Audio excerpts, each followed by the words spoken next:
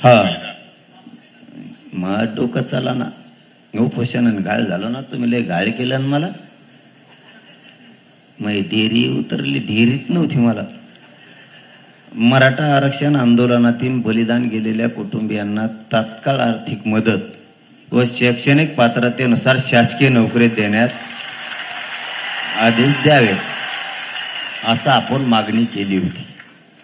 त्यांनी असं सांगितलंय मराठा आरक्षण आंदोलनातील बलिदान गेलेल्या कुटुंबियांच्या वारसांना रुपये 15 कोटी इतकी मदत शासनामार्फत देण्यात आलेली आहे.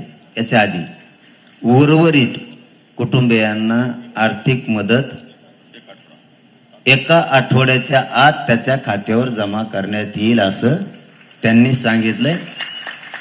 ते होऊन जाईल.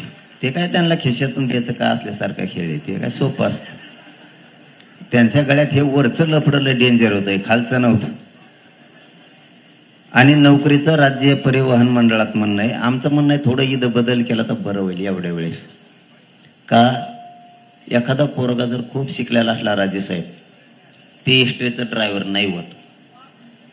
शैक्षणिक पात्रतेनुसार जर सरकारी नोकरी दिली तर असून पोरं असते किती ते 50-50 आणि त्या लेकराचं बाप गेला आईचं कोंपाळाचं कुंकू पुसलं सासरे सांभाळायचे आहेत कोणी आधार देत नाही कुटुंब उघड्यावर पडलं कसं कमाव. मला वाटतं ते केलं तर बरं राहील. नसता हे व्हायना द्या लवकर.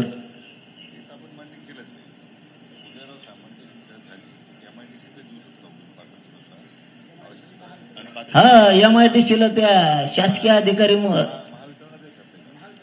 हा महावितरण मध्ये करा.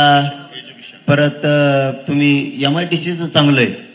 हा उदय सामंत साहेब हातात एक करा. उदय साहेब कथा सायन काय तुम्हाला तरी काय असं एकदा आणायची. हा ते लय सोपं आहे. तिथं बिचारे गोरगरीब MIDCच्या जवळ आलत्यात. माऊलीला राजेसाहेब नाही